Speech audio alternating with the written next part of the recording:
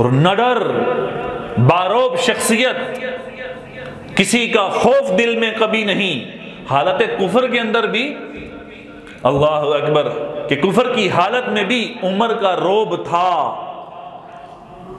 بڑے بڑے فیصلے وہ عمر رضی اللہ تعالیٰ عنہ یعنی سفارت کار، سفیر بن کر قریش کی طرف سے جایا کرتے تھے، یعنی سفارتی معاملات سارے عمر کے سپرد ہوا کرتے تھے۔ یہ حالت کفر کی بات کر رہا ہوں، اب کی بات نہیں کر، ایمان لانے کے بعد کی بات نہیں کر رہا۔ حالت کفر میں عمر بن خطاب وہ سفیر ہوا کرتے تھے قریش کی طرف سے، سفارتی معاملات سارے ان کے سپرد تھے، لہذا ایمان مسلمانوں کے اوپر غصہ، ایک مسلمانوں کے اوپر ان کو غصہ اور مسلمانوں کے اوپر ایک غضب، یہ دونوں چیزیں ان کے بارے میں آتی ہیں کہ یہ ایمان لانے سے پہلے مسلمانوں کے خلاف اور ان کے اوپر غصہ، یہ ساری چیزیں ان کے بارے میں آتی ہیں۔ لہذا اسی غصے کی حالت میں قریش مشورہ کر رہے ہیں، اور مشورہ کیا ہو رہا؟ ادھر حضرت ابو بکر رضی اللہ تعالیٰ عنہ پہلے ایمان لے کر آئے، ان کے بعد جوں ایمان اور ایمان کی محنت بڑھتی رہی، لوگ اسلام میں آتے رہے، کفار کا غضب اور غصہ زیادہ ہوتا رہا، لہذا ان کا مشورہ ہوتا رہا کہ تو محمد صلی اللہ علیہ وسلم کا کیا کیا جائے۔ عمر بن خطاب اس مشورے کے اندر شریک ہیں، تو وہ کہنے لگے کہ بھئی ان کو قتل کر دیا جائے اور کوئی ان کا حل نہیں ہے۔ یعنی حالت کفر کے اندر بھی آپ اندازہ لگائیں کہ خوف نہیں تھا کسی کا۔ تو یہ کہہ کر جس وقت ابو بکر رضی اللہ تعالیٰ عنہ جب بیت اللہ کے اندر ان کو مارنا شروع کیا کفار نے، اور اس قدر مارا کہ ان کی ناک، ان کا ماتھا اور ان کا چہرہ برابر سوج گیا، خون لہو لہان اور بے ہوش، یہاں تک کہ قریش کے لوگوں کو ترس آیا، وہ کہنے لگے کہ خدا کا خوف کرو، اتنا مت مارو، یہ مر جائے گا۔ تو حضرت ابوبکر کے خاندان کے لوگ ابھی ایمان نہیں لائے تھے، جب انہوں نے ان کو اس حالت میں دیکھا تو دیکھ کر کہنے لگے کہ اگر ابو بکر کو کچھ ہو گیا ہم اس کے بدلے میں عتبہ کو ماریں گے، ہم اس کے بدلے میں عتبہ کو ماریں گے۔ لہذا ان کو اٹھا کر گھر تک پہنچایا۔ اب گھر پہ ماں تڑپ رہی ہے کہ میرے بیٹے کا کیا حشر کیا ان ظالموں نے۔ ماں بھی ایمان نہیں لائی تھی، ابھی ماں بھی مسلمان نہیں ہوئی تھی کہ رات گئے، لیٹ نائٹ رات گئے، ان کو جب ہوش آئی، آنکھ کھلی، تو سب سے پہلا سوال جو ابو بکر کی زبان سے ہوا، ماذا فعل رسول اللہ، اللہ کے رسول کا کیا حال ہے، ان کا کیا بنا؟ تو کہنے لگے کہ جس کی خاندان والے وہاں موجود تھے، وہ کہنے لگے جس کی وجہ سے مار پٹی، جس کی وجہ سے یہ لہو لہان ہوا، ابھی بھی اسی کا خیال، ابھی بھی اسی کا خیال؟ تو کہنے لگے نہیں، مجھے رسول اللہ کا بتاؤ کہ کیا حال ہے۔ وہ ناراض ہو کر چلے گئے، ماں سے کہا کہ ام جمیل کو بلا کر لاؤ۔ یہ ام جمیل حضرت عمر کی بہن ہے، سگی بہن، کہ ام جمیل کو بلا کر لاؤ، وہ مسلمان ہوئی ہے، اس کو پتا ہوگا۔ لہٰذا اس کو بلا کر جب لایا گیا تو ام جمیل نے آ کر حالت دیکھی تو رو پڑی، اور ام جمیل سے پوچھا کہ رسول اللہ کہاں ہیں؟ تو کہنے لگے کہ حضرت ارقم کے گھر پہ تشریف فرما ہیں۔ لہٰذا ادھر ماں اور ادھر ام جمیل حضرت عمر کی بہن، ان دونوں کا سہارا لے کر پاؤں سے گھسڑتے ہوئے سیدھا حضرت ارقم رضی اللہ عنہ کے گھر پہ پہنچے۔ جب رسول اللہ صلی اللہ علیہ وسلم نے ابو بکر کی یہ حالت دیکھی تو یہ حالت دیکھ کر رسول اللہ ان کو گلے لگا کر پھوٹ پھوٹ کر روئے، ابو بکر بھی روئے، حضور بھی روئے، دونوں اس قدر روئے کہ اس رونے کی حالت میں ہاتھ اٹھے۔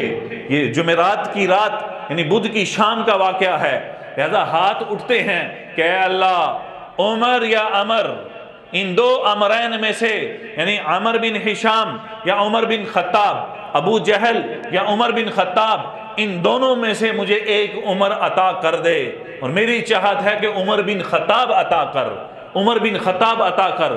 صبح کو یہ دعا ہوئی ہے حضور کی زبان سے، ہاتھ اٹھنے کے بعد عمر کے لیے دعا ہوئی، صبح ہوئی تو جمعرات کا دن حضرت عمر رضی اللہ تعالیٰ عنہ جب مشورہ ہو رہا تھا کہ کیا کیا جائے؟ تو کہنے لگے کہ ان کو قتل کر دو۔ لہٰذا تلوار نکالی اور کہا کہ میں خود ان کا کام تمام کروں گا۔ لہٰذا وہ نکلے ہیں، پتہ لگا کہ یہ فلاں جگہ پر حضور تشریف فرما ہیں۔ تو وہ جب مارنے کی غرض سے نکلے تو راستے میں حضرت سعد بن ابی وقاص رضی اللہ عنہ سے ملاقات ہوتی ہے۔ وہ کہنے لگے کہ عمر، یہ تلوار سونت کر کہاں جا رہے ہو؟ انہوں نے ان کو بھی ایک رکھ کے دی اور کہا کہ لگتا ہے تو بھی بددین ہو گیا، کہ تو بھی سنا ہے مسلمان ہو گیا۔ تو ان کی آپس کے اندر جب لڑائی شروع ہونے والی تھی تو حضرت سعد بن ابی وقاص کہنے لگے کہ جاؤ پہلے اپنے گھر کی خبر لو، تیری بہن تیرا بہنوئی، پہلے ان کی تو خبر لو کہ ان کا کیا حال ہے، کہ وہ مسلمان ہیں یا کافر۔ وہ مسلمان ہو چکے ہیں۔ تو ایک غیرت، اب وہ جو غصہ تھا حضور کی طرف وہ منتقل ہو گیا اپنوں کی طرف، لہٰذا وہ رخ موڑ کر سیدھا ام جمیل کے گھر پہ، وہاں حضرت خباب رضی اللہ تعالیٰ عنہ ان کو قرآن پڑھا رہے تھے۔ تو جب عمر کی آواز سنی تو ان کو چھپا دیا۔ جیسے ہی اندر آئے، اندر آنے کے بعد ایک گھونسا دیا اپنی بہن کو اور بہنوئی کو مارنا شروع کیا۔ ہمشیرہ کو مارا، اتنا مارا کہ ان کا خون بہنا شروع ہو گیا۔ تو بہن کا خون دیکھ کر کچھ غصہ ٹھنڈا ہو گیا۔ تو کہنے لگے کہ کیا کیا تم نے؟ بددین ہو گئے اور تم محمد الرسول اللہ پر ایمان لے آئے ہو، تم محمد پر ایمان لے آئے ہو۔ تو کہنے لگی، وہ عمر کی بہن تھی ام جمیل، کہنے لگی عمر چاہے تو جان سے مار دے، ہم جو ایمان لائے ہیں ہم پیچھے ہٹنے والے نہیں ہیں۔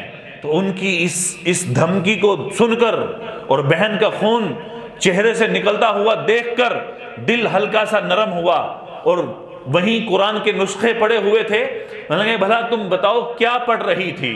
تو انہوں نے کہا کہ تم نہیں اس کو ہاتھ لگا سکتے، ناپاک ہو، جاؤ پہلے غسل کرو۔ حضرت عمر نے غسل کیا، پاکیزگی حاصل کرنے کے بعد آئے اور آ کر قرآن کے نسخوں کو دیکھا تو وہاں پڑھنا شروع کیا سورہ طٰہٰ۔ سورہ طٰہٰ کی تلاوت وہ اس وقت وہ سیکھ رہے تھے، سورہ طٰہٰ پڑھنا شروع کیا۔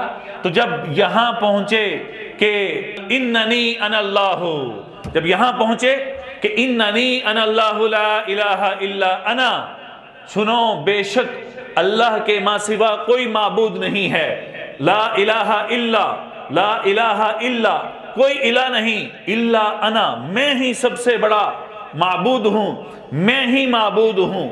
اس آیت کے اوپر جب حضرت عمر پہنچے تو ایک دھچکا لگا اور کہا کہ تم مجھے محمد صلی اللہ علیہ وسلم کے پاس لے چلو۔ تو جب جس انداز میں انہوں نے یہ کہا تو وہ سمجھ گئے کہ لگتا ہے عمر نرم ہو چکے ہیں۔ تو چھپے ہوئے اندر حضرت خباب وہ بھی آئے اور کہنے لگے، وہ بھی باہر جب ظاہر ہوئے اور آ کر کہنے لگے عمر مبارک ہو، رات رسول اللہ صلی اللہ علیہ وسلم نے تیرے لیے دعائیں کی ہیں، لگتا ہے اللہ کے رسول کی دعا قبول ہو گئی۔ تو سیدھا رسول اللہ کے سامنے حاضر ہوئے، اور جب صحابہ نے دیکھا تو حضرت حمزہ رضی اللہ عنہ مسلمان ہو چکے تھے۔ تو صحابہ کہنے لگے کہ یا رسول اللہ عمر آ رہا ہے اور ہاتھ میں تلوار ہے۔ تو حضرت حمزہ رضی اللہ تعالیٰ عنہ فرمانے لگے آنے دو، اگر لڑائی کے ارادے سے آیا تب بھی کوئی مسئلہ نہیں، ہم اس کے ساتھ نبڑ لیں گے، اور امید یہی ہے کہ خیر کے ارادے سے آ رہا ہے۔ سیدھا حاضر خدمت ہوتے ہیں کہ یا رسول اللہ، حضور صلی اللہ تعالی وسلم کھڑے ہوئے اور کھڑے ہو کر یہاں سے گریبان سے پکڑا اور پکڑ کر جھنجھوڑا عمر کو، جیسے آدمی کسی کو پکڑ کر جھنجھوڑتا ہے، جھنجھوڑا۔ انہوں نے کہا عمر اب کس چیز کا انتظار باقی ہے؟ یا رسول اللہ میں ایمان لاتا ہوں، اشہد ان لا الہ الا اللہ و اشہد انک رسول اللہ، یہ کلمہ زبان سے ادا کیا۔ تو یہ ایمان لانے کا ان کا قصہ تھا۔ جیسے ہی کفار کو پتا چلا کہ عمر بن خطاب مسلمان ہو گیا ہے، عمر وہ مسلمان ہو گیا ہے، مسلمان بیت اللہ میں چھپ چھپ کر نمازیں پڑھ رہے، کچھ مسلمان اپنے گھروں میں نمازیں پڑھ رہے، عمر بن خطاب ایمان لانے کے بعد بیت اللہ کے اندر جا کر اعلان کر رہے ہیں کہ آج کے بعد کوئی مسلمان چھپ کر نماز نہیں پڑھے گا۔ یہ وہ عمر کہ کفار کے اوپر روب دیکھیں، اب وہ رخ بدل گیا سارا، ان کے غصے کا، ان کے روب کا، تو وہ رخ بدلا۔ اس رخ بدلنے پر یہی وہ عمر ہے جب ہجرت کا موقع آیا، رسول اللہ صلی اللہ علیہ وسلم ہجرت فرما کر تشریف لے گئے، تو حضرت عمر رضی اللہ تعالیٰ جب ہجرت کرنے لگے، سب سے پہلے بیت اللہ میں گئے، طواف کیا، طواف کرنے کے بعد نماز ادا کی، اور مختلف قبائل میں جا کر اعلان کیا کہ آج جو یہ چاہتا ہے کہ ان کے بچے یتیم ہوں، ان کی بیویاں رانڈ ہو جائیں اور ان کے بچے اور بیویاں بے گھر ہو جائیں، تو سن لو عمر ہجرت کر کے جا رہا ہے، وہ میرے مقابلے میں آئے، کوئی مجھے روک سکتا ہے تو روک لے۔ کہ ایسا اعلان کیا کہ کسی کافر کی ہمت نہیں پڑی کہ وہ عمر کے مقابلے میں آ کر کھڑے ہو سکیں۔ علل اعلان ہجرت، علل اعلان مسلمان ہوئے، علل اعلان نمازیں شروع کی، علل اعلان بیت اللہ کی عبادت، کہ جب یہ مسلمان ہوئے تو اسلام جب لائے تو حضرت جبرائیل علیہ السلام حاضر ہوئے کہ یا رسول اللہ آپ کا رب آپ کو خوش دیکھ رہا ہے۔ آج میں خوش ہوں اس لیے کہ میں آج عمر بن خطاب مسلمان ہوئے ہیں، آج عمر مسلمان ہو گئے ہیں۔ تو وہ جبرائیل علیہ السلام کہنے لگے کہ یا رسول اللہ آج صرف آپ یا آپ کے صحابہ خوش نہیں ہیں، بلکہ آج کے دن آسمان کے سارے فرشتے خوشیاں منا رہے ہیں۔